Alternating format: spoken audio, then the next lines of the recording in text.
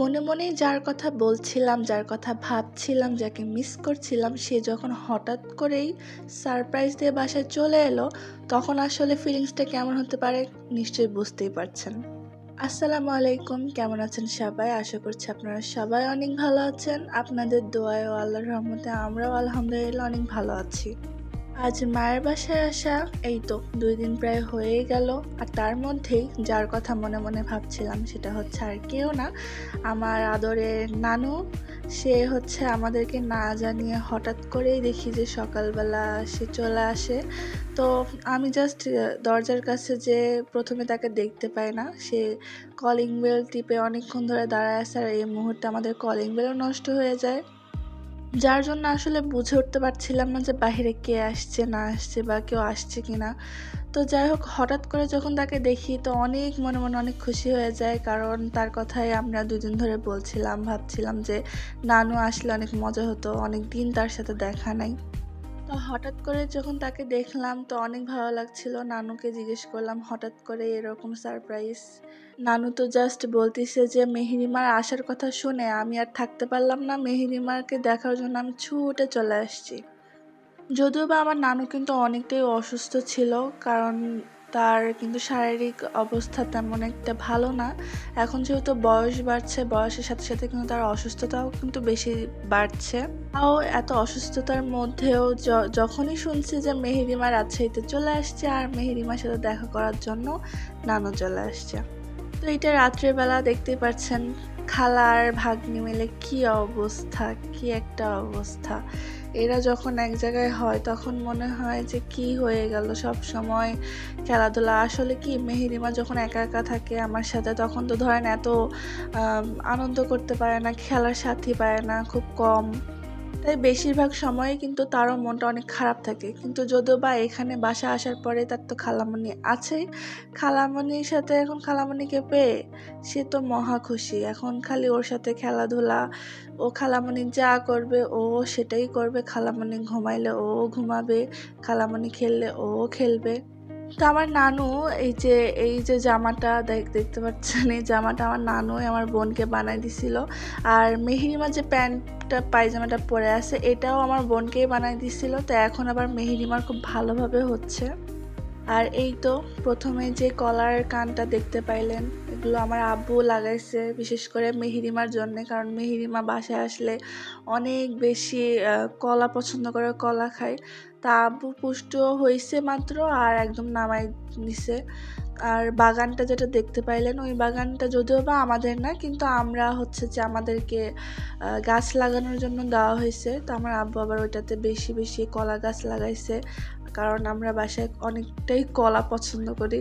আবার মেহেরিমাও অনেক কলা পছন্দ করে। তো তাড়াহুড়া করে মেহেরিমার জন্যে কলার কানটা তাড়াতাড়ি কাটা হয়।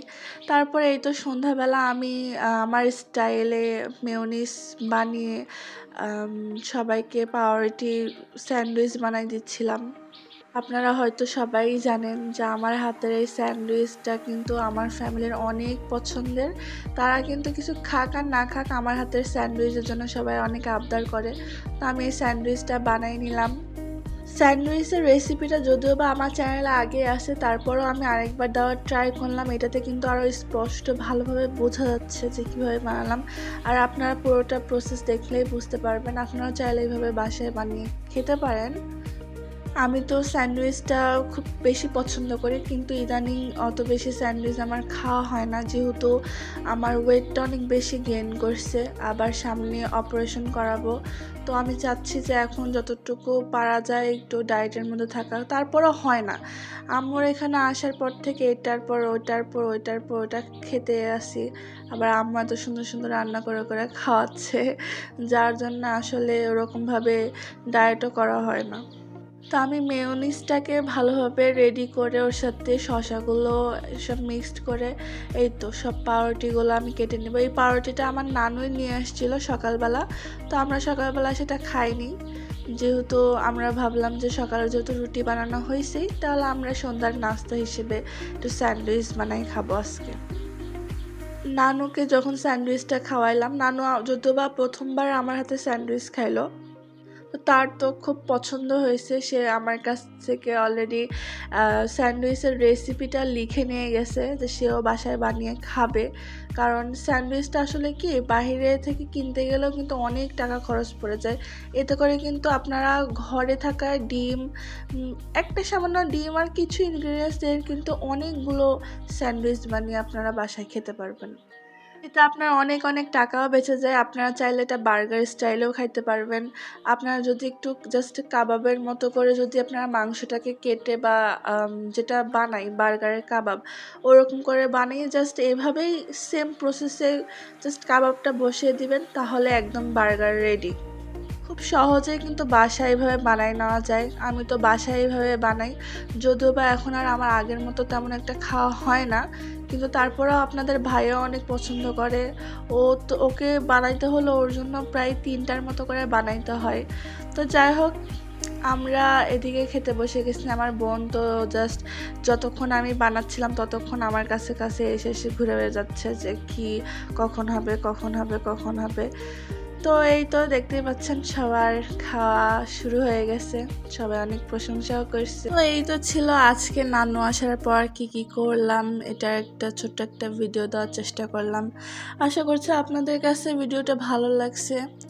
আর অবশ্যই আপনারা ভিডিওটা বেশি বেশি শেয়ার করে দিবেন আর অন্যকেও দেখার সুযোগ করে দিবেন। আর যারা আমার ভিডিওগুলো পছন্দ করেন তারা অবশ্যই লাইক কমেন্ট শেয়ার করতে ভুলবেন না।